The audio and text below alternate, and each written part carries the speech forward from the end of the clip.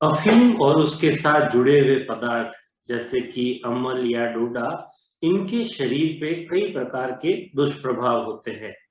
ये दुष्प्रभाव शरीर के सभी अंगों को प्रभावित करते हैं। हृदय से लेके लीवर से लेके आते हैं पेट, दिमाग, धमनियां, सभी चीजों को ये प्रभावित करते हैं। ये दुष्प्रभाव एकदम एक्यूट या तुरंत होने वाले हो सकते हैं, या लंबे समय तक के भी कई दुष्प्रभाव इसके देखे गए हैं। ये जो दुष्प्रभाव हम देखते हैं उनमें पहला जो हम बहुत ही सामान्य तौर पे देखते हैं वो है भूख ना लगना। तो अफीम खाने से जो पेट पे और आंतों पे प्रभाव आता है, उससे भूख नहीं लगती है, और भूख ना लगने से वजन में कमी होना, विटामिन और जो आवश्यक पदार्थ हमें चाहिए उनकी कमी हो जाती है, और इस सब की वजह से रोग प्रतिरोधक क्षमता में भी कमी आ जाती है।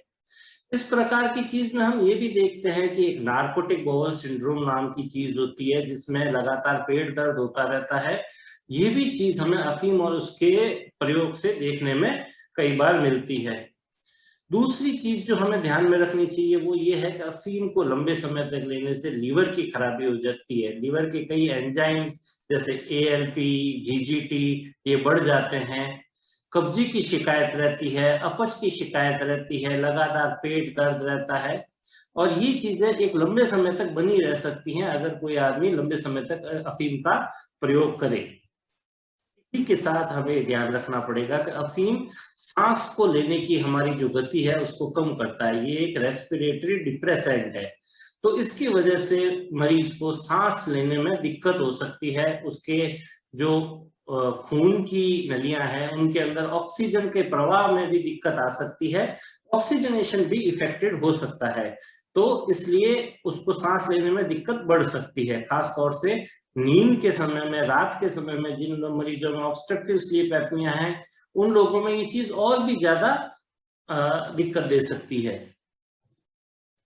अफीम के बारे में कई तरह की भ्रांतियां हैं। कई गांवों में हम देखते हैं, ये कहा जाता है कि अफीम हृदय के लिए अच्छा है, लेकिन ज्यादातर जितनी भी रिसर्च हुई है उनमें ये देखा गया है अफीम को लंबे समय तक लेने में वसा का मात्रा खून में बढ़ती है, धमनियों में खून का थक्का बन जाता है, रक्तचाप भी बढ़ सकता है, और हार्ट अटैक और दिमाग की स्ट्रोक की संभावना भी इससे काफी बढ़ जाती है। तो इस सब को देखते हुए हमें ऐसा लगता है कि जो कार्डियोवैस्कुलर रिस्क है, जो एक बहुत इंपॉर्टेंट कॉज है, एक बहुत इंपॉर्टेंट कारण है मृत्यु का, वो अफीम लेने से काफी मात्रा में बढ़ सकता है। तो ये भी एक लंबे समय के साथ जुड़ा हुआ इसका एक साइड इफेक्ट। इसी के साथ हमें ध्यान देना पड़ेगा कि अफीम को लेने से तुरंत तुरंत जो एकदम एक्यूट होता है उस हालत के अंदर मानसिक धुंधलापन, सोच में कमी, सर दर्द, पूरे शरीर में ठंडापन रहना, धड़कन तेज हो जानी, इस तरह की सब चीजें भी पाई जा सकती हैं। बहुत ज्यादा मात्रा में अगर अफीम ले लिया जाए तो उस हालत के अंदर ताने आना, जो सीजर्स आना हो सकता है, साथ में पेशेंट को बेहोशी भी आ सकती है। तो हमें इन सब चीजों को ध्यान रखते हुए हमें ये प्रण लेना पड़ेगा कि हम अफीम को छोड़ने के लिए अपने प्रयास करेंगे और डॉक्टरी सलाह से इसमें आगे बढ़ेंगे। इसी के साथ हार्मोन से जुड़ी हुई परेशानियां भी बहुत ही महत्वपूर्ण है। हमें इसमें ये ध्यान रखना पड़ेगा कि हड्डियों में कमजोरी, कैल्शियम डिपोजिशन कम होना, डायबिटीज अगर किसी को है तो वो डायबिटीज का बढ़ जाना, सेक्स हार्मोन्स की कमी, ये सब चीजें भी अफीम के प्रयोग से हो सकती हैं, लंबे समय तक प्रयोग लेने से हो सकती हैं।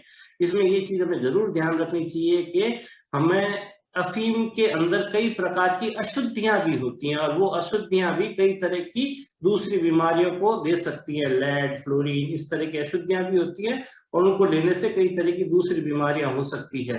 तो इस सब तरह की जो बीमारियों के लक्षण है, एक तरह से हम समझें तो अफीम शरीर के सारे अंगों को इफेक्ट कर सकता है, सभी अंगों को इफेक्ट कर सकता है, और लंबे समय तक लेने से इसको कई प्रकार की हानियां होती है। तो उचित चिकित्सीय सलाह से हमें अफीम को छोड़ने के लिए प्रयासरत रहना चाहिए।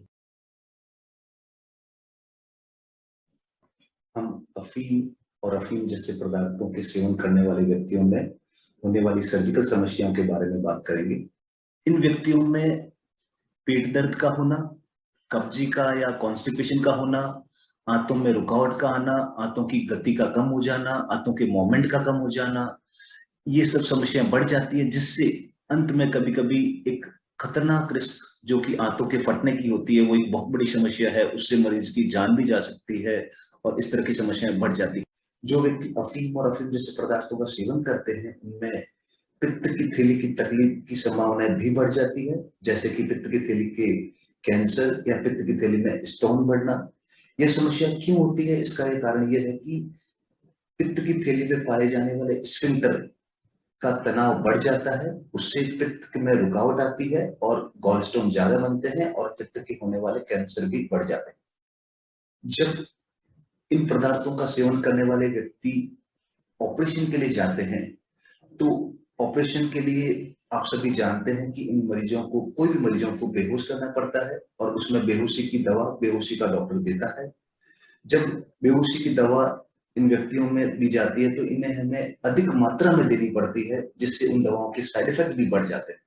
जब भी किसी व्यक्ति का ऑपरेशन होता है, तो ऑपरेशन के बाद में मरीज को दर्द होता है, लेकिन जो व्यक्ति अफीम और अफीम से रिलेटेड पदार्थ सेवन करने की आदी है, उन व्यक्तियों में दर्द निवारक दवाओं की ज्यादा डोज की जरूरत होती है, ज्यादा मात्रा की जरूरत होती है, जिस वजह से उस दवाओं के साइड इफेक्ट उन मरीजों में ज्यादा देखने को मिलते हैं। अतः यह कहना सही रहेगा कि जो अफीम और अफीम के पदार्थों के सेवन करने से एक व्यक्ति, यदि उसको अचानक किसी कारण से ऑपरेशन के लिए जाना पड़ता है, कभी एक्सीडेंट के बाद में या पेट की कोई खराबी से या और कोई शरीर में कोई कारण से ऑपरेशन करना पड़े, तो उन सब में एक आम आदमी से उसकी रिस्क ज्यादा रहेगी।